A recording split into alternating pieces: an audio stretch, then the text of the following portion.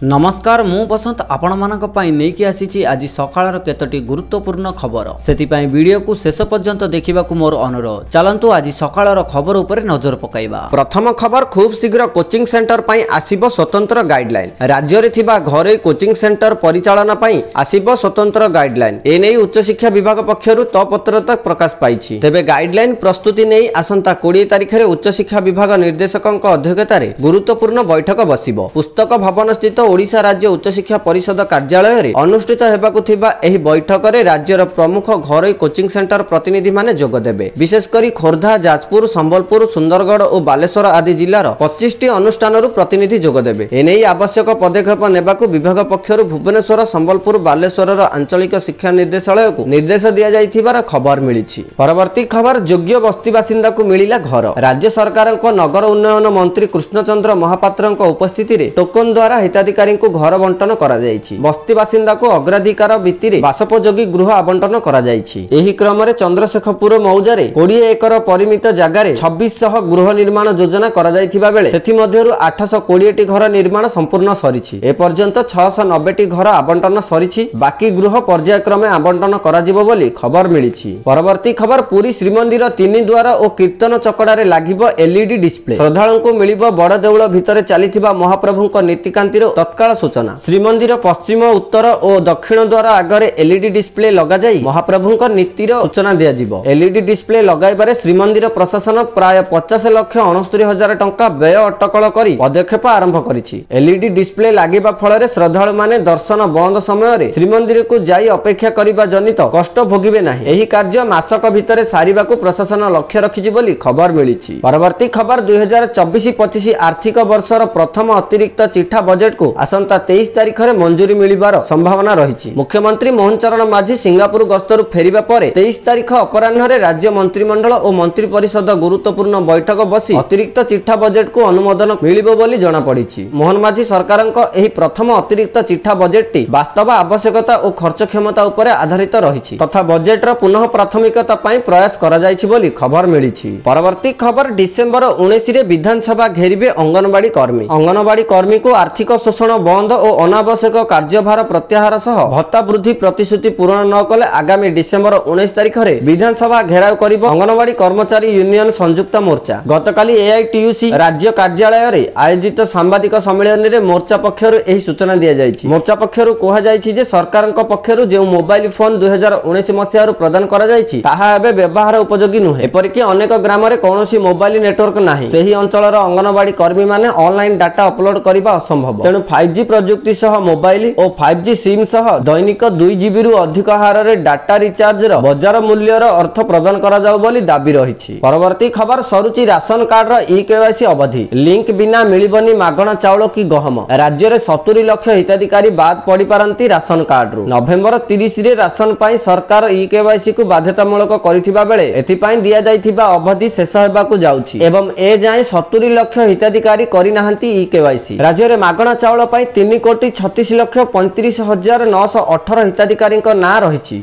मध्यरु ए जाए 2,66,00,000 ई-केवाईसी होई सारिछि। आउ 70 लाख हिताधिकारी ई-केवाईसी होई नाही। अर्थात 70 लाख हिताधिकारी को आगकू मिलिबो नाही राशन। एही तालिका रे सर्वाधिक 5,42,000 रहिचंती गंजाम जिल्लारू। एमाने 30 तारिख भितरे राशन कार्ड ई-केवाईसी न करि पारिले सेमानकर राशन कार्ड कटि जिवो बोली खबर मिलिछि। परवर्ती खबर जमी दलाल को जगिबो एआई कैमेरा। राज्यर विभिन्न सब रजिस्ट्रार कार्यालय रे दलाल को जगिबो एआई कैमेरा। एथिपाई राज्यर 20 टी सब रजिस्ट्रार कार्यालय रे 872 टी कैमेरा लगा जाइछि। एआई वैषयिक सहायता रे एही कैमेरा सब रजिस्ट्रार कार्यालय रे दलाली करी आसुथिबा लोकंक ऊपर नजर रखिबो। स्मार्ट सर्विलांस सिस्टम नाम रे परिचित एही व्यवस्था को मंगलवार विभागीय मंत्री उद्घाटन करिवार कार्यक्रम रहिछि बोली खबर मिलिछि। परवर्ती खबर डिसेंबर रे 5 दिनिया गस्तरे ओडिशा आसुछंती राष्ट्रपति द्रौपदी मुर्मू। से एठारे विभिन्न कार्यक्रम रे जोग देबे। तांको सुरक्षा व्यवस्था को नहीं मुख्य शासन सचिव और डीजीपी समीक्षा बैठक करिसेंती। डिसेंबर 3 तारिख अपराह्न 2:55 रे दिल्ली विमान बंदर रु वायुसेनार स्वतंत्र विमान रे बाहरिबे राष्ट्रपति श्रीमती द्रौपदी मुर्मू। संध्या 5टा बेले भुवनेश्वर स्थित विजु पट्टनायक अंतर्जातीय विमान बंदर रे पहुंचीबे। प्रोटोकॉल अनुसार सेठारे तांको मुख्यमंत्री, मेयर, मुख्य शासन सचिव, डीजीपी और अन्य वरिष्ठ अधिकारी स्वागत करिबे। विमान बंदर रु संध्या 5:30 रे बाहरी राष्ट्रपति चंद्रशेखरपुर नीलाद्रि विहार स्थित सेठारे पंडित रघुनाथ मुर्मू को प्रतिमूर्ति उन्मोचन करने सह विभिन्न कार्यक्रम रे जोग देबे बोली खबर मिलिछि। परवर्ती खबर सुभद्रा योजना रे महिला माननकु लागिला बड़ झटका। एमाने फेराइबे सुभद्रा टंका 5000। सरकार देले बड़ तथ्य। सेपटे सरकार एबे समस्तंकर हार्ड कॉपी जांच करिवे। एबे समस्त जनसेवा केंद्रर मालिक ब्लॉक रे रिजेक्ट फॉर्म सह जेउ माननकु 5000 टंका मिलिछि सेमानंकर ओरिजिनल फॉर्म देबे। सेपटे ब्लॉक रे एबे जेउ माननकु सुभद्रा टंका 5000 मिलिछि सेमानंकर डॉक्यूमेंट को जांच करा जिवो। सेमाने सुभद्रा टंका पाइबा पई एलिजिबल अछंती कि नाही, गाइडलाइन अनुसार टंका पाइछंती कि नाही, सेही फॉर्म सब सरकार जांच करिवे। जांच करिबा पर जदि कोनोसी महिला हिताधिकारी सरकारी चाकरी करूथिबे टंका पाउथिबे सेमाने सुभद्रा टंका 5000 फेराइबे। एवं जेउ 11टी मानदंड अछि सेही हिसाब रे महिला माने टंका पाइछंती कि नाही ना कोनोसी अयोग्य हिताधिकारी को सुभद्रा टंका जाइछि ताहार सब फॉर्म को जांच करा जिवो। जदि आपण अयोग्य हिताधिकारी हेबे आपण मध्य किसान योजना टंका भली सुभद्रा टंका 5000 फेराइबे बोली खबर मिलिछि। परवर्ती खबर एणिके धुआंहीन हेबो बस, धुआं बदल रे झरिबो पानी। प्रदूषण रोकिबा पई सरकार एबे इलेक्ट्रिक बस ऊपर गुरुत्व देउछंती। गाड़ी मोटररु निर्गत हेउथिबा धुआं को रोकिबाकू सरकार विभिन्न पदक्षेप नेउछंती। एहा भितरे ग्रीन हाइड्रोजन रे बस चालिबो बोली सूचना मिलिछि। फल रे गाड़ी रे धुआं बाहरिबा बदल रे झरिबो पानी। प्रथम पर्याय रे राजधानी भुवनेश्वर रे प्राय 2टी ग्रीन हाइड्रोजन बस चालिबो पर एहाकू वृद्धि करिबा पई पदक्षेप नियाजिबो। पर्याय क्रमे एहाकू सारा ओडिसा रे कार्यकारी कराजिबो बोली लक्ष्य रखा जाइथिबार खबर मिलिछि। परवर्ती खबर राज्य रे कमिबो तापमात्रा बढ़िबो शीत। नवेम्बर तृतीय सप्ताहरु शीत अनुभव होउछि। डिसेंबर और जानुआरी रे शीत रे थरिबो ओडिसा बोली आगुआ आकलन करिछि पाणीपाग विभाग। आगामी 5 दिन जाई सर्वाधिक और सर्वनिम्न तापमात्रा रे सेभली किछि बड़ धरणर परिवर्तन हेबाकू नथिबा बेले किछि स्थान रे 48 घंटा परे 2 ରୁ 4 डिग्री जाई तापमात्रा कमिबार संभावना रहिछि बोली खबर मिलिछि। परवर्ती खबर पुणी बढ़िला सुना दर। जानतु आपनक सहर रे दर केते अछि। आज भारतीय बाजार रे सुना दर रे बड़ परिवर्तन होइछि। 24 कैरेट सुना दर 10 ग्राम प्रति 77070 टंका होइथिबा बेले 22 कैरेट सुना दर 10 ग्राम पिछा 70650 टंका रहिछि। सेही परि भुवनेश्वर रे 22 कैरेट सुना दर 70650 टंका रे पहुंचिथिबा बेले 24 कैरेट सुना दर 77070 टंका होइछि। परवर्ती खबर प्रधानमंत्री नरेंद्र मोदी एवं स्वराष्ट्र मंत्री अमित शाह ओडिशा आसीबार कार्यक्रम रहिछि। उभय डीजीपी सम्मेलन रे जोग देबे बोली जणा पड़िछि। सूचना योग्य नवेम्बर 29 रु प्रथम थर पई भुवनेश्वर रे डीजीपी सम्मेलन अनुष्ठित हेबो। 29 रु 1 तारिख पर्यंत 3 दिन धरि अनुष्ठित हेबाकू थिबा एही सम्मेलन रे राज्य गुडीकर सुरक्षा व्यवस्था को नै आलोचना हेबो। माओ दमन, अपराध नियंत्रण, भित्तिभूमि विकास, मानव संबल और नुआ ज्ञान कौशलर उपयोग को गुरुत्व दिया जिवो बोली खबर मिलिछि। परवर्ती खबर आज ठारू राज्य रे खोलिबो धान मंडी। बड़ बयान देले राजस्व मंत्री। आज ठारू बरगढ़ रे एवं 22 तारिख ठारू संबलपुर जिल्ला रे खरीफ धान संग्रह हेबो। आजिठू धान किणा नै राजस्व मंत्री सुरेश पुजारी प्रतिक्रिया रखिछंती। से कहिछंती चासी प्रस्तुत, जिला प्रशासन प्रस्तुत, मु मध्य प्रस्तुत। आज ठारू राज्य रे खोलिबो धान मंडी। आज बरगढ़ एवं 22 रे संबलपुर रे धान किणिबे सरकार। धान किणा रे बरगढ़ और संबलपुर जिला बड़ जिला। धान किणा लागि समस्त मंडी रे स्वतंत्र व्यवस्था करा जायछि बोली खबर मिलिछि। परवर्ती खबर कृषि ऋण पई 830 कोटी शुद्ध रिहाती। अर्थनैतिक और सामाजिक प्रगति रे समवायर प्रमुख भूमिका रहिछि। चलित आर्थिक वर्ष रे शुद्ध मुक्त कृषि ऋण योजना पई राज्य सरकार 830 कोटी टंकार शुद्ध रिहाती प्रदान व्यवस्था करिसंती। सोमवार सूचना भवन रे ओडिशा राज्य समवाय यूनियन पक्षरु 21तम निखिल भारत समवाय सप्ताह पालन अवसर रे बाचस्पति सुरमा पाढ़ी एही सूचना देइथिबार खबर मिलिछि। परवर्ती खबर ट्रैफिक परिचालना करिवे किन्नर। आरंभ होइछि प्रस्तुति। तेलंगानार हैदराबाद रे आगको किन्नर मानकु काम देबा लागि व्यवस्था करा जाउछि। राज्य सरकार सेठारे किन्नरंकु ट्रैफिक वॉलंटियर भाबे नियोजित करिबाकू योजना करूछंती। सेथि लागि प्रस्तुति मध्ये आरंभ होइछि। किन्नर मानकु एक स्वतंत्र ड्रेस कोड सहित किछि टंका मध्ये दरमा आकार रे मिलिबो। सेमानंकर भूमिका गृह रखी भଳି हेबो। एहा द्वारा किन्नर माने रोजगार पाइबा सहित सामाजिक कल्याण भी होई परिबो बोली राज्य सरकारक जने अधिकारी कहिसंती बोली खबर मिलिछि। परवर्ती खबर बढ़िला विजन डॉक्यूमेंट पई प्रस्ताव ग्रहण समय सीमा। विकसित ओडिशा 2036 एवं विकसित भारत 2047 परिप्रेक्षी रे प्रस्तुत करा जाइथिबा विजन डॉक्यूमेंट पई विभिन्न वर्गर जनसाधारण कठारु वेब पोर्टल, व्हाट्सएप, ईमेल आदि जरिया रे ग्रहण करा जाउथिबा मतामत और प्रस्ताव ग्रहणर समय सीमा मुख्यमंत्री